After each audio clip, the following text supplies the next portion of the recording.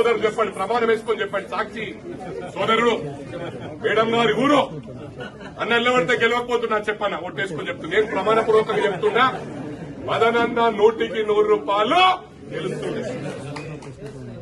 ఇది బిడ్డ, మీరు ఇట్లా మదనన్నటువంటి వాళ్ళను ఎంతో మందిని బొందబెట్టేసిండ్రు. వాళ్ళ కలకల ముట్టనుంది మీరు అనుకుంటుర్రు వీళ్ళు మేనేజ్ చేయలేకపోతున్నారని. ఒక్కసారి గమనించాలా. ఇలా సెక్రటరియట్ కూడా కూల్చేసారంటే వాళ్ళేమో నిధులు వెళ్ళే అంటారు, అది కూడా చెప్తున్నా.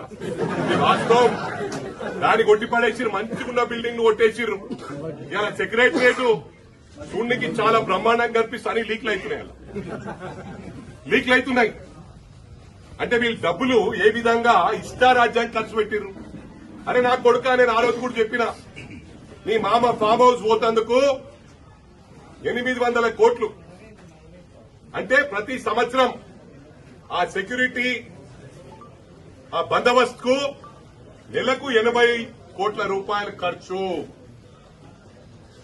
ఏడాదికి ఎంత అవుతుంది?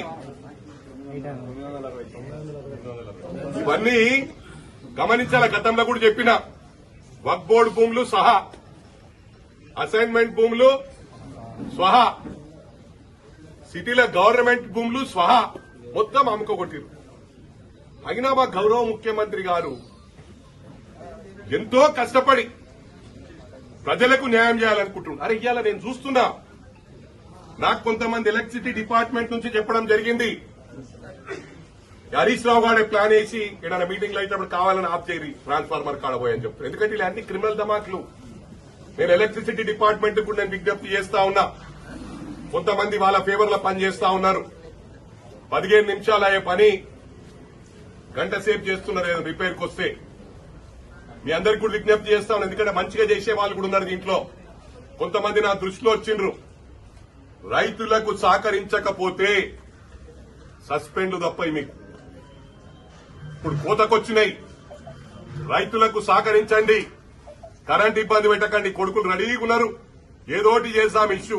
వీళ్ళకి నిద్ర పడతలే, బావగారికి బొమ్మడిదికి ఇక మళ్ళా మేము సీఎంలో అయిపోతాం పైసలు వచ్చేస్తే అని. ఈ ఫస్ట్ ఏమో ఏది మొగడు తెచ్చినోడు కూర్చుని ఉండేది ఒక నెల 2 రోజులు. ఇప్పుడు ఇక ఈ దొరికినాయి, ఏదోటి దొరుకుతాయి, ఎప్పుడు ఏది దొరుకుతుందని చూసి మళ్ళా హీరోలాగా అవుతున్నారు. బిడ్డ, మేమందరం బయటకెళ్తే మళ్ళా మీరు వెళ్ళరు ఇంట్లోకి. ఇలా గాంధీది కూడా చెప్తున్నా, గాంధీ నాన్ కరప్ట్. ఈ ఆనవాయితీ తెచ్చిందే మీరు. ఇవాళ కూడా చెప్పుండ్రి, మాకు ఫుల్ మెజారిటీ ఉంది. ఎవడు రాబాయి దీన్ని ఫుల్ పెట్టిండు? 6 నెలల పడిపోతుంది ప్రభుత్వం. 6 నెలల అంటే 6 నెలలు ఎట్లా పడిపోతుంది రాబాయి? మాకు మెజారిటీ ఉండాలి అంటే మా వాళ్ళని కొనుక్కుందాం అనుకుంటలేదు, మా వాళ్ళని కొనుక్కుందాం అనుకున్నావు రాబాయి? బాబామరులు అడుగుతున్నా అన్నది మీరే కదా రాబాయి. ఇవాళ ఎందుకు బాధపడుతున్నారు? ఇవాళ ఆపేసాం మేము, అటువంటి చేయలే. గేట్లు ఓపెన్ చేస్తే మొత్తం పడొస్తారు. ఇట్లా 2 మంత్రులు ఇస్తే మొత్తం ఖాళీ అవుతుంది.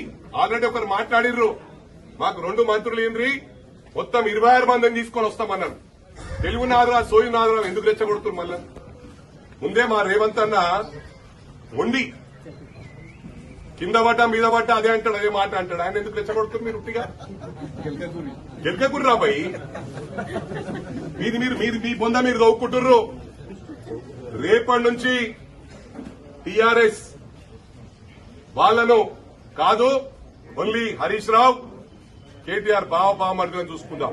మళ్ళా వాళ్ళ ఆయన గుండెవల్లి చచ్చినంత బదలా మనకే వస్తుంది. మళ్ళా సింపతితో గెలుద్దామనుకుంటే కొడుకులు. అందుకు కేసీఆర్ గారిని ఏజ్ ఫ్యాక్ట్ దృష్టిలో పెట్టుకుని ఏమనకుండ్రి, ఓన్లీ బావగారిని బామ్మరిది గాని టార్గెట్ చేయండి అని చెప్పి కూడా కాంగ్రెస్ కార్యకర్తలకు పిలుపునిస్తున్నాం.